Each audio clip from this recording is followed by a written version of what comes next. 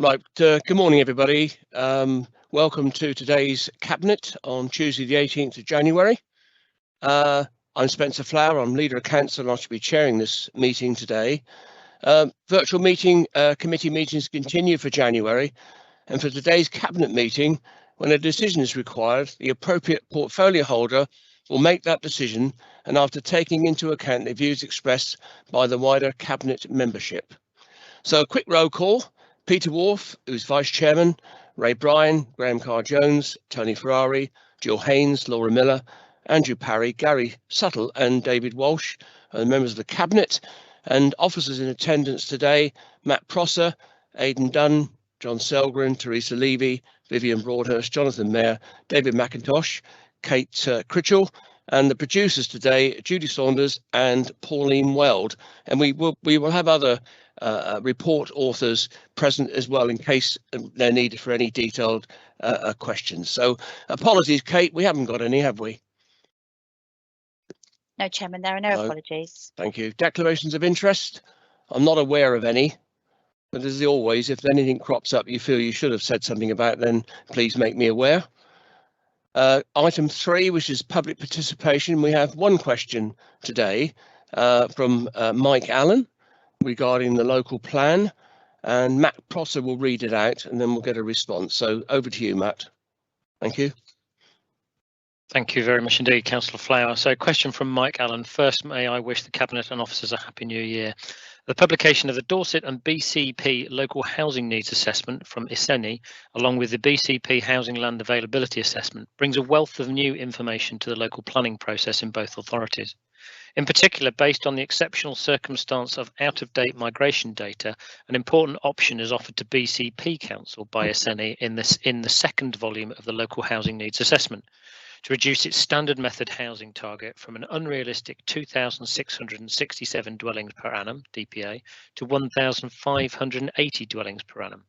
When spread over the 16-year period of the BCP plan, 2022 to 2038, this implies a reduction of more than 17,000 unneeded dwellings and a new total BCP need of 25,280 dwellings. In parallel, the BCP HALA suggests in Table 4 that there is a land available in BCP for 39,164 plots, when higher density is included, with no extra building in conservation areas and no building in the Greenbelt. Even allowing for an occupied stock and allocations which may not come forward, it is clear that BCP Council does not have to ask Dorset Council to help with unmet need anymore. This has important implications for Dorset. The first volume of the ISENI Housing Needs Study puts Dorset's standard method housing target at 1,757 dwellings per DPA, requiring 29,869 dwellings over the plan period for 2021 to 2038. Figure 2.7 in Volume 1 of the draft Dorset Local Plan tells us there is land available for 39,285 plots, allowing a gain for an occupied stock and commercial uncertainty, 3 and 10% say. There is headroom for manoeuvre in Dorset as well as BCP. It's clear that, with exceptional circumstances option, neither BCP Council nor Dorset Council would have to release new land from their Greenbelt. No new releases would be needed from AONB areas either. My question is, may the many thousands of people enjoy living in or visiting the Greenbelt in both authority areas, along with a plethora of fauna and flora whose home it is, sigh with relief now that the houses the area's needs can be built without taking any more protected AONB or Greenbelt land? Thank you, Chair. Thank you very much, Matt. Can I ask Councillor David Walsh to reply, please? Thank you, Leader. And thank you very much, Mr. Allen, for the opportunity to clarify this point once more, because it is obviously causing some confusion still. Now, BCP Council is currently consulting on options for its local plan, including options for the housing requirements. No decisions have been made yet on the requirement figure that will be included in either the BCP or the Dorset local plans. The next stage of the Dorset Council local plan will be when a revised draft plan is brought to Cabinet and full Council. This will take account of the consultation responses and the completed evidence base. Thank you, Leader.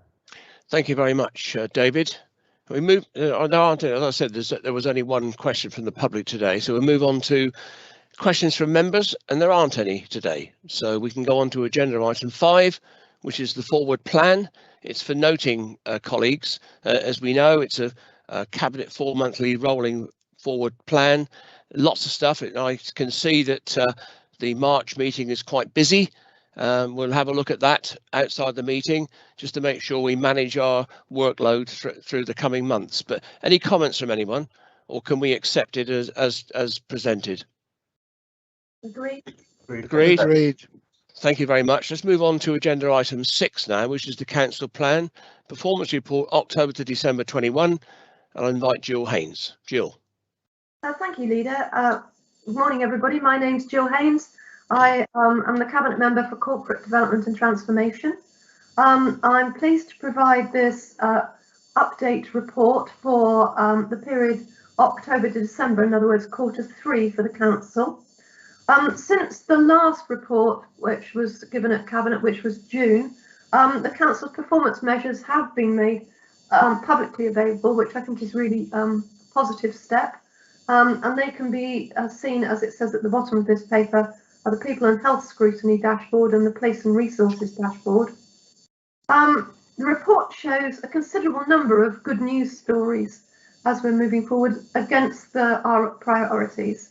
And it also shows, I think it's really important to stress this, the breadth of activities that the Council undertakes. If you start to look through this, a vast range of things which are there to support and help the people of Dorset. I'm really happy that when we're looking at this, we're showing how we invest, but also some of the successful funding bids that we've managed to get from external sources, because that's really important to Dorset too. It's not just about us spending the council's money, it's about us bringing in money to Dorset in order to achieve our ambitions. I'm particularly pleased to see this progress in the very challenging times that we've had in this quarter for our officers and our staff, because none of it is easy when we are trying to operate within this pandemic, which we've been doing for a long time now. So I think this is a very positive report, Leader, and I'm happy to see if I can field any questions if there are some. Thank you very much, Jill. Before I open it up to Cabinet debate, are there any non-executive members who wish to comment or maybe ask a question on this report? I don't. If you do want, I should have said, if you do want to raise it, can you put an RTS in the chat bar so I'm aware that you want to speak? But there isn't anybody who've done that, so I'll move on and open it up to the Cabinet. Cabinet colleagues, any particular comments on the report that Jill's just presented? There is no delegated decision required on this today, so it's just a general update. But anybody got any comments? If not, I'm hearing silence. So if not, I would share with what Jill said about the good progress that's been made, and I think optimism. And it's these days, and having gone through 2 years of trouble with the pandemic, any degree of optimism we can find in the sort of the work that the council's doing, we should be pleased to receive. And I think this demonstrates the work that's been going on despite some of the challenges we've been faced with. So, colleagues, there isn't a delegated decision, but can we note the progress that we've heard this morning? Noted. Thank you very much. Move on to agenda item 7 now, which is the Financial Management Report Q3. I'll invite Gary Suttle. Gary. Thank you, Spencer. So good morning. I'm Gary Suttle, the Finance Portfolio Holder. This morning, I present the Q3 Financial Management Report.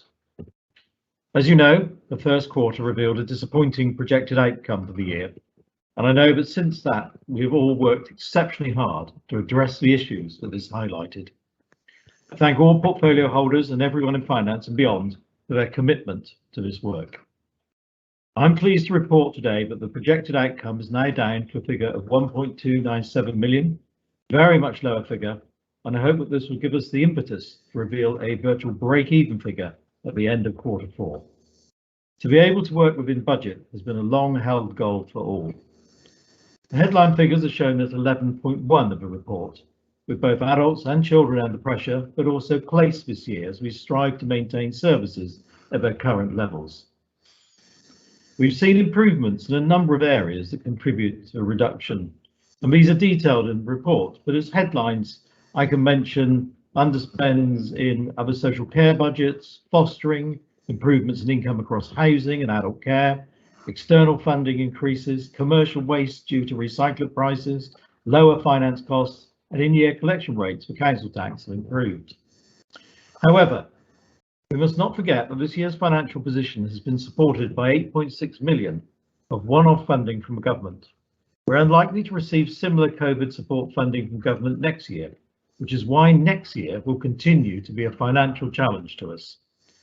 You will see that these savings and improvements are a diverse collection, but underline the work that is being done through the council in our no stone unturned policy, which, as you see shortly, transforms into our proposed budget for 22-23.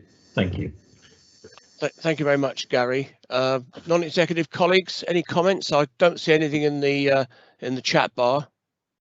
Well, I'm going to take silence as being no. So I'm going to open it up to the cabinet. Colleagues, you've heard what Gary's. Sorry, you've heard what Gary's had to say. Any comments? But it all does seem like good news. Progress being made. So there aren't any decisions, no executive decisions on this. So are we content to note Gary's comments? Noted. Thank you very much. Thank you. Move on to, thank you, Gary. Move on to agenda item 8, which is the budget strategy and medium-term financial plan. And Gary, it's you again. Thank you. It's me again, same person. It is. Thank you. Well, thank you very much. So I move to the budget strategy and medium-term financial plan. As you know, the council has a duty to set a balanced budget for each year, and we are pleased to be able to present ours for 2022-2023. As you know, we'd seen an overspend in 2021 and a repurposing of reserves, which was a disappointing outcome, but in a year of a pandemic with the uncertainty that surrounded all, it came as no great surprise. No council had had the experience to deal with such an event, and Dorset Council did a fantastic job under extreme pressure, and frankly, it could have been so much worse. The experience has made us stronger, and in respect to the budget papers I put before you today, it has enabled us to look at things in a different way than perhaps we have in the past. We decided to strip back to basics this year, to look at base costs and work to the actual costs and how we could fund these within the finance available to us in the year. We have in the past tended to add to the previous year. This year has been one of how to challenge each budget and to try and look at things in a forensic way to enable fully funded services. We've worked with all of the directorates, and I believe that we have established a far better relationship and installed confidence in the budget. This budget is ambitious and acknowledges the need for transformation, but also investment. And our mantra of invest to save will be continued in this and following years. Of course, we remain in a period of uncertainty, and this is a national picture with our funding settlement again restricted to 1 year, but with a promise of a 3-year settlement to come. This will enable a far better level of judgment with our medium-term financial plan. I do not intend to go over each paper, as much will be saved for the actual budget speech in February. But the headlines are that we propose to adopt a 2% increase in council tax and a 1% as directed by government for social care. No one here today wants to increase the burden on the council taxpayer, and we've taken that very much to heart. As such, the increase overall of 3% is less than the current rate of inflation. May I refer you to 12.12 in the report, which gives the outcome of the increase on council tax bands, and as can be seen, the increase on a band D of 1.2p per week. Inflation, I believe, would mean £1.40. It is little solace to some, as any increase is unwelcome. However, without a 3-year settlement and no revenue support grant, I have no choice but to ask you to accept this increase as a prudent financial measure and to ensure that the council services remain in situ. I'd like to mention, for once, this council has been awarded more money than anticipated, which gives us additional funds of 10.4 million. Some of which is ring-fenced. It's not all available. When we received the news, we had a budget deficit of 4.1 million, and therefore we had funds totaling 6.3 over and above. 0.7 million of this money will be used to support an investment in the housing team. The balance that is not ring-fenced will be held in a contingency to support any unexpected in-year financial pressures. I would normally wish to allocate this funding. However, it's important that we do not lose sight of the year we're in. COVID remains as a variable, and that may change everything. And we're using transformation and efficiency savings in the budget. And in the past, these have not always come to fruition. And as such, there must remain some concerns, as these total in excess of £17 million. The use of any additional funding must be risk assessed, and I consider transformation to be one that we must be wary of. As such, using additional funds for reserves seems the most sensible approach at the beginning of a new financial year, and we can reassess this as the year progresses. Building the Dorset Council budget is a complex and long process. The finance team and all those who support it have done a fantastic job, and also thank Scrutiny for its time and input to this process, where members have had over 20 hours to input their views into this process. I ask you to accept the papers today to go to full council on 15th of February, and the recommendations as set out. If I can hand back to you now, Spencer. Thank you very much, Gary, for that overview. Before, I've got a couple of colleagues, non-executive colleagues, who wish to speak, and I'll let them come in a moment. But you mentioned the 2 scrutiny meetings and the time that was taken. Of course, we also had 2 budget cafes, which gave colleagues across the chamber a really good insight into budgets and an opportunity to get involved in the shaping of some aspects of the budget, which I thought was really, really helpful. And as you say, the time that the 2 scrutiny committees took looking through, scouring through the budget, making sure they were comfortable with it. And I believe that's turned out to be the case. But I've got 3 people wishing to speak. Nick Ireland, you're first.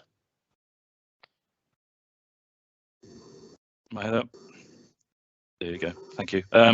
Yeah, sorry. Thank you for the report, Gary. I can't let you go by being, let me say, disingenuous is the word I would use, but pretending you're giving our residents doing them a favour by only increasing council tax by 3%. When you and I know, and everybody else around this table knows, that that's the maximum you can possibly increase it with having a referendum. It's completely untrue. And if it would have been 4%, I'm sure we'd have taken 4%. So don't let's pretend we're doing them a favour. We have one of the highest council taxes in the country. We will continue to be so. Our residents are just about to be clobbered by huge increases in electricity bills and gas bills. For those who have stuck now, they've seen increases by 50 to 100%. People after April will see another 100% on top. We're going to struggle. Our people are going to go into fuel poverty, and okay, the government isn't giving us any money, but what are we doing about it? Nothing. I think that's an assumption, Nick. I'm not sure that's something that we will pursue this morning. David Gray. Thank you, Spencer. Good morning, Gary. Slightly technical question, really. When we were in the budget cafes, I asked a question about the capital programme and the sort of year-on-year slippages. Jim assured me that we would look at that in the future, and it's detailed in 21.6, 21.7, 21.8. I'm wondering when you're going to review the medium-term financial plan, because it seems that would have an effect, and you sort of intimate that in this report that we need to come back and look at the medium-term financial plan, because the over 100 million slippage year on year. I'm wondering when you're going to do that, so that we can get a better outlook on the medium-term financial plan. Thank you. Can I help Gary on that one then, David? Because I stood in for Gary. Gary wasn't able to be at the scrutiny meeting. Oh, sorry, Spencer. Question. Sorry. And I took, if you recall, I took the action away that we would do a fundamental review because of the slippage. We needed to get a really clear understanding so all colleagues across the chamber could appreciate what the capital programme will look at going forward. If you remember that, David. Sorry, I do know, Spencer. I took that as a review of the whole thing rather than a specific around the capital. But I take the point, and if we're going to do that, if it's sometime this year, I'm happy with that. Yeah, and that's obviously something that Gary will oversee. But I did take that away as an action on his behalf. You did, and I do recall that now. So my apologies. Okay, fine. Thanks very much. Right, Shane Bartlett.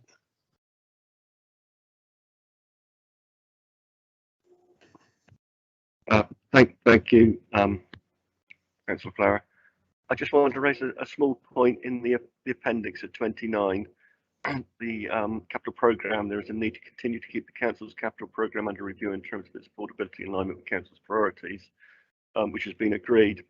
But it says in the agreement that the officer-led capital asset strategy management group will continue to review the capital programme, and it will be shaped and refined through quarterly updates to cabinet. Could I just have an assurance, because I thought we'd agreed, was that would actually also come to scrutiny, so the scrutiny could maintain a view over that as we go through the course of the year. I'd just like to take this opportunity also to thank the finance team, the officers and everything for all the work they did on this, and thank them also for the input they had in my scrutiny meeting.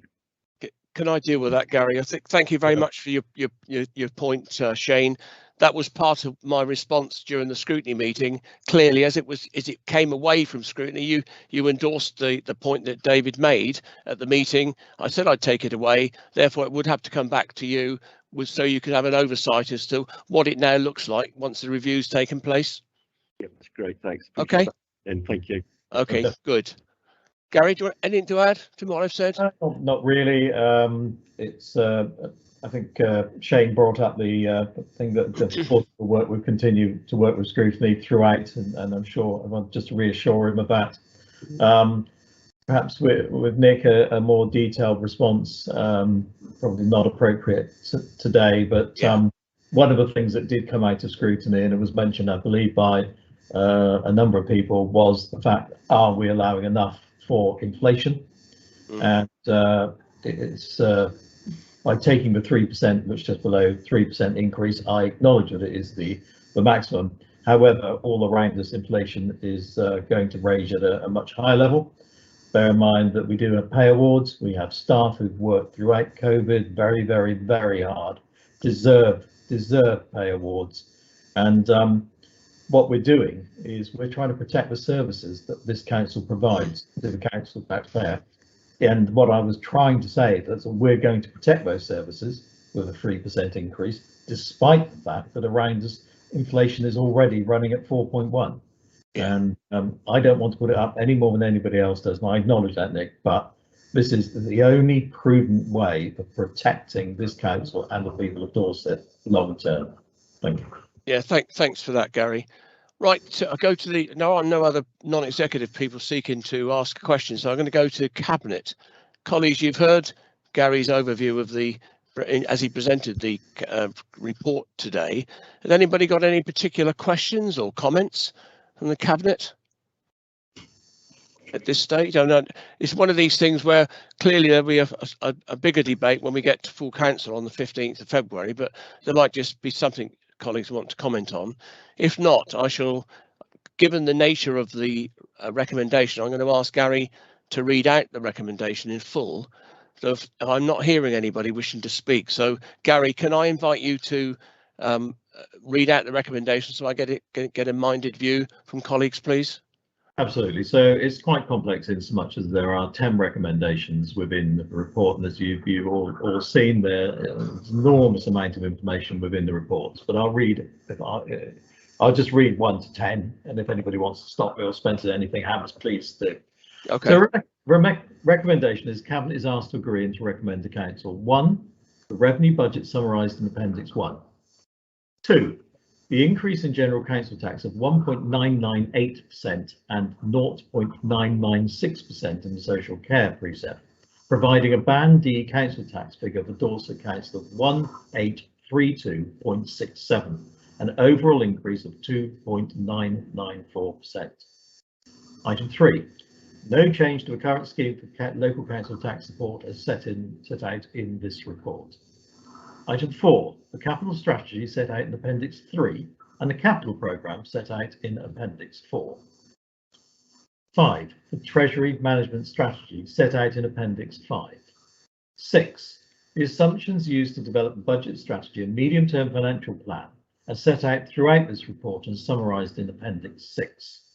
Item 7, the recommended balances on earmarked reserves and on general funds, including the minimum level of the general fund. Item 8, the addition of 4.4 million from the settlement into the contingency budget until there is clarity around further costs of implementing national reforms and as a hedge against emerging cost pressures. Item 9. In making these recommendations, Cabinet is requested to consider and agree the responses to the recommendation and comments made as part of a budget scrutiny process, which is set out in Appendix 7. Item 10. To note the concern around cumulative overspend on the high needs block, and more importantly, the impact that an unmitigated transfer of this deficit to Council will have on its financial position when the statutory instrument falls away, as currently scheduled on 1st of April 2023. Thank you. Thank you very much, Gary. Colleagues, Cabinet colleagues, you've heard Gary's overview. You've heard him present the recommendations in 10 parts. Are you minded to support Gary's recommendations? Support. Thank you very much. Now, Gary, you've got your support for your recommendations then. Thank you very much. So let's move on to agenda item 9 now, the alternative education provision tender for the implementation from September 22. I'll invite Andrew Parry. Thank you, Chairman. Whilst on the face of it, the alternative provision procurement submission to Cabinet might appear as business as usual due to the level of financial commitment required, I think it's also important to stress that it's more than that. It's another example of our boldness and ambition to continue to build on our vision for every child and young person in Dorset to thrive, with a culture of inclusion at the heart of it. Therefore, you will not be surprised to hear my view that the key drivers behind alternative provision could be the aim to stabilise and enhance a child or young person's educational experience. Cabinet will note in the report that we've been working with some 62 providers, but anticipate reducing this number going forward. Our focus will be with those providers within a framework that can offer us an Ofsted registration. With the current contract ceasing in August 2022, the existing framework will not match with the changes to the Ofsted regulatory framework and does not fit with our strategic direction. The anticipated maximum contract value over the 4-year contract period is £8 million. This will be closely managed through effective brokerage and quality assurance arrangements. The proposed contract length is a maximum of 4 years, with break clauses at years 2 and 3, so 2 + 1 + 1. Cabinet very happy to take questions from yourselves on this matter. Stuart Riddle, the report author, is with us, as is indeed Teresa Levy. Thank you very much, Andrew. I'll look to see if there's any non-executive colleagues who wish to ask a question or comment. I see nothing in the chat bar. And so I will move over to the Cabinet. You've heard Andrew's report. Comments, questions from anybody? If not, I will go to the Andrew. Can you read out the decision, please, so I can get a -2 support from colleagues? So we are seeking a -2 decision here that the procurement process as set out in the report be agreed, that the further steps of making any contract award be delegated to the portfolio holder for children, education, skills and early help in consultation with the Executive Director of People for Children. Thank you, Andrew. Cabinet colleagues, minded to agree? Support. There you go, Andrew. You got your support. Thank you very much, colleagues. Move on to agenda item 10 now. This is a long title, isn't it? Reducing repeat removals of children in care project procurement approval. And it's Andrew, it's you again. Thank you again. Cabinet will be all too well aware of our concerns for the outcomes for a child or sibling groups coming into our care. In addition, there's considerable financial responsibility is also placed upon Dorset Council. Equally, I'm sure you will all give thought to the impact on mothers who have had a child or children removed, sometimes for complex reasons of safeguarding that will occur at birth. But there is no escaping that this will be traumatic, and the removal of more than one child can only increase the levels of distress, which is why we must find effective ways to support those vulnerable to the likelihood of repeat removals, a situation we would wish to avoid if at all possible. For a period of time now, the merits of the Pause project have been given considerable evaluation. Chairman, I am particularly grateful to Councillor Jane Somper, who, when in her lead member role for children's safeguarding, worked with officers to develop a model for Dorset. This forms a key part in the transformation plans of our children's services. So today, that work is presented to Cabinet for procurement approval as the ROC, reducing repeat removal of children into. This programme draws on the best practice with a holistic programme for vulnerable women who have experienced or are at risk of repeat removal of children from their care. The annual anticipated spend is £331,000 with a 2+2+1 contract, which provides revisable delivery and financial commitment. The maximum anticipated Dorset Council spend is £1.65 million for the 5-year contractual period. Based on the DfE national evaluation, the net reduction in removals per annum per local authority was estimated at 14.4. Cost benefit analysis applied to local scoping data indicated a Dorset pause practice would avoid total cumulative cost of 5.86 million and conferring a net cumulative cost avoidance of 4.36 million within the 5-year contractual period. There is a multi-agency commitment through the Strategic Alliance for Children and Young People to develop a pause practice in Dorset. The programme will develop an approach for post-care proceedings, which responds collegiately to the needs of mothers, intervenes to break the cycle, and reduces the number of children coming into the local authority's care. Chairman, I hope this overview, together with the details contained in the report, and of course any questions Cabinet would wish us to answer today, will be sufficient to progress to the next stage, namely that the further steps to make a contract award be delegated to the Executive Director for People and Children, following consultation with the Cabinet portfolio holder and the Director of Public Health. Thank you very much, Andrew. Very, very interesting. This really is, and it's so important as well. I know I've got two non-executive colleagues who wish to speak. First one is Molly Rennie. Thank you very much indeed, and thank you. Yes, this is a very, very interesting report, and I'm not suggesting it by any way what I'm going to say that anybody is judging the mothers within this situation. In May, we were introduced to just 51 women, and of those, 84% of them had experienced domestic abuse. And it's important that we realise how they get there and why they can't support their children. You know, until we walk in their shoes, you can't understand how people react to anything. Domestic abuse is about power and control. It's not about the red mist coming down, alcohol, drugs. Even I've heard in recent times people blaming COVID for domestic abuse. It's power and control.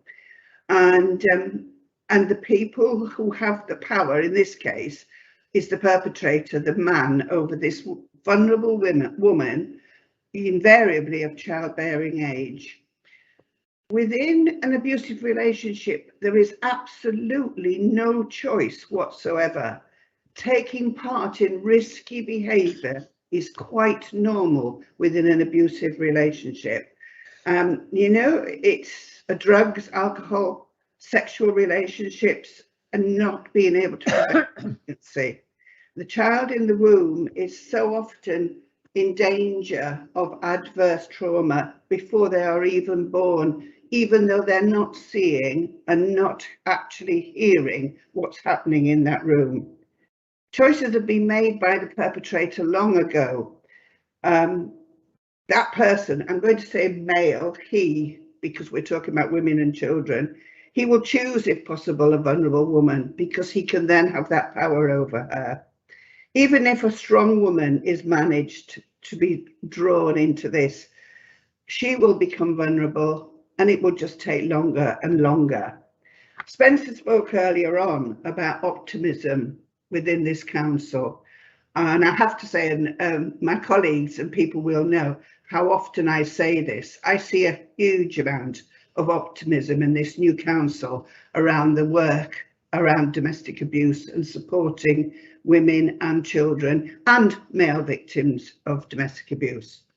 And earlier on, Andrew talked about a multi-agency support, and that is absolutely crucial because those women also need that support. Hopefully, eventually they may get all of their children back again. 161 children from 51 family relationships. That's an appalling number, and they should all be able to, if possible, to live safely within their home. I'm sure that you're going to agree to fund this project, and I would be really interested to see how this goes forward. This is just another tool in the toolbox that this council's got to deliver a new domestic abuse strategy, taking us forward into the future, looking at people and supporting people and remembering they didn't choose to get in that relationship in the first place. We'd all walk away from somebody if they slapped us the first time they took us out to dinner. Thank you. Thank you very much, Molly, for a very thoughtful and supportive contribution this morning. I've got Jane Somper. Jane. Thank you, Spencer. Thank you very much. And thank you, Molly. And what you say is all true. I'm so delighted to see this come to fruition in this way. I was actually looking back through all my notes from all the meetings that I'd attended with the Task and Finish group. And my first meeting was last March. And I think it just shows the strength of will and the determination of everybody who worked on this project. I have to say Jo Wilson and Jen Spencer in particular really put in a huge amount of work to actually get it to this place so quickly, really. It has happened at pace. And I think that's in recognition, Molly, of the issues that you stated. And helping these women and working with these women with highly skilled and specialist workers who will be able to work incredibly closely with these women over a long period of time to help them actually take back that control that has been taken away from them in these instances and move on and make different life choices for themselves because they're going to be in a position of strength to do so. So I do hope, and I'm sure that this will be approved, and I am absolutely delighted to have been part of it. Thank you very much. Thank you very much, Jane. really useful and helpful contribution. Right, Andrew, I'm going to come back to you before I open it up to the Cabinet, or Teresa. Anybody else want to add anything, reflect on what's just been said? Or no? If not, I'll move over to the Cabinet. Cabinet colleagues, you've heard Andrew's presentation. He's actually already set out the decisions he wishes to gain this morning, and you've heard really good contributions from Molly and Jane. Have you got any further comments to make, or are you happy to support the minded decision? Supportive. Support. Happy Right. to support. Thank you very much, colleagues. It's a really worthwhile project, and I'm sure we'll get great success from it. Thank you very much, everybody in Children's Services. A really good piece of work. So let's move on to agenda item 11 now, and I'm aware actually, colleagues, that there aren't any at this moment in time referrals to overview committees, but it's an area of work that I want to place a particular emphasis on going forward. So we'll, in future meetings, I'm sure we will be talking about items that are of importance that need to be looked at by one or both of the overview committees. So go on to agenda item 12, portfolio holders, lead members update summary. Thank you very much for those of you that have submitted your reports, but I'm going to ask Graham Carr-Jones to comment specifically on a particular item that I know he wants to share with us all this morning. Graham.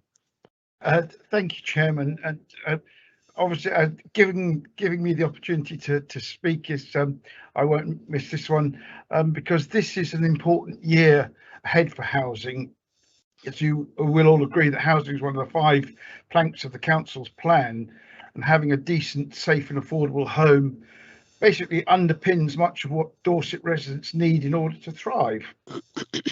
So our emerging housing strategy will plot out what Dorset Council expects to achieve, linking with other strategies for the council, such as the local plan and those driving our work with children's, adults and across place and people's portfolios. The strategy will also prioritise our own work and investment of time and resources, but also working with others to deliver or maintain the full range of decent housing that we require in Dorset. Using our influence and responsibility as an enabling authority, so our strategy will be looking to the registered providers for results from them also. We do quite well as a housing authority. We've responded brilliantly to the challenges of the pandemic, providing longer term solutions for those who've been sleeping on the streets. For example, we've used government and council capital investment to acquire over 30 homes to provide settled housing for those who'd been sleeping rough. This has been rightly praised by the government, and this week we were pleased that we were granted a green light status or clear audit by the Homes England on one of the first of these schemes, on which they provided the funding. You may recall, Chair, Dorset Council became a Homes England registered provider in our own right last year to develop this programme, and we now have the ability and the intention to use this status to provide our own homes where other housing associations may not be the right choice. Our local housing associations are excellent developers of new and existing social housing, helping us to exceed our new build target last year and already having exceeded the annual target this financial year. There are still sometimes gaps where we may be the best people to deliver a scheme, so being a registered provider gives us that extra string to our bow to support the main way we deliver social housing through our partners.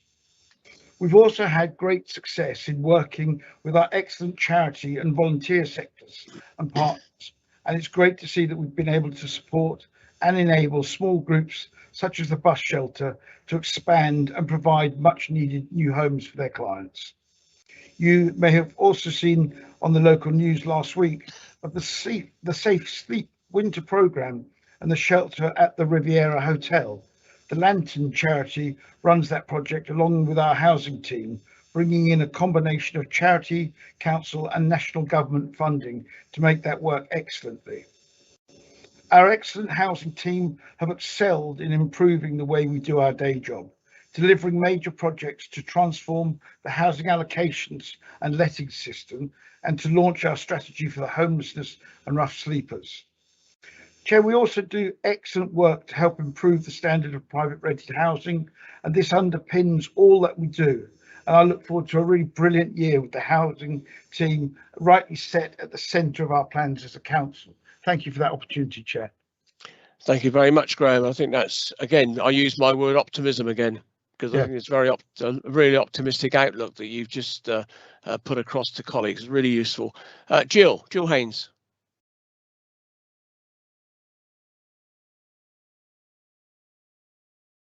Sorry, Leader. Sorry, my right to speak was on the previous item, so it's passed by now. Oh, okay. All right. Okie doke. Well, thank you very much for that, Graham. Anybody else got a comment? If not, I'll move on to the next item. Okay, fine. Ray, Climate and Ecological Emergency Executive Advisory Panel update. Thank you, Leader.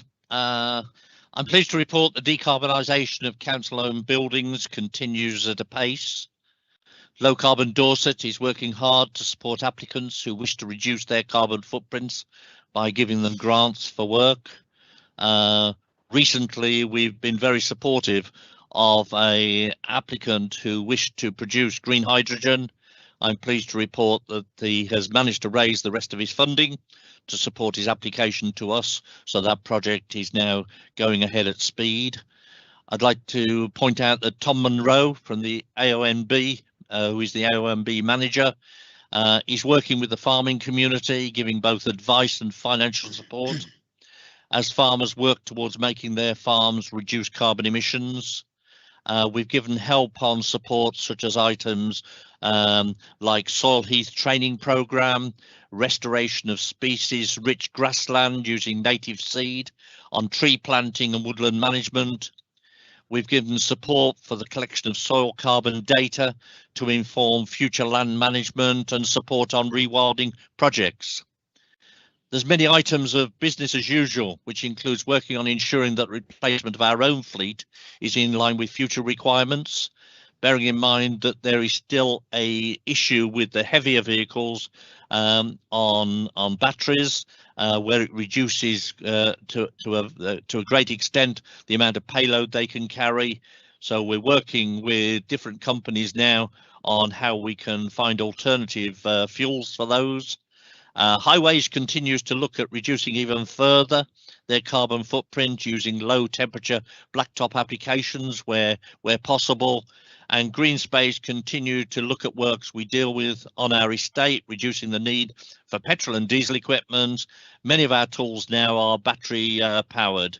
I'd like to sum up by Leader by just saying there's a great deal of work going on by many in the council that is in addition to their normal job.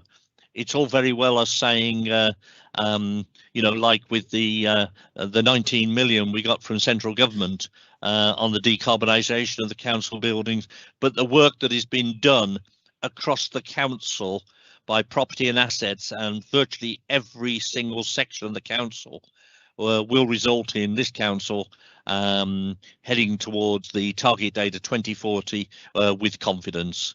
Thank you, Leader. Thank you very much, Ray, and that's really good news again, I think. Right, colleagues, I don't see anybody asking any questions on that, so move to agenda item 14, urgent items. There are no urgent items today, and the last item is exempt business, and there's no exempt business. So at 10:46, I'll draw the meeting to a close. Thank you all very much. Bye-bye. Thank you. Thank you, Spencer. Thank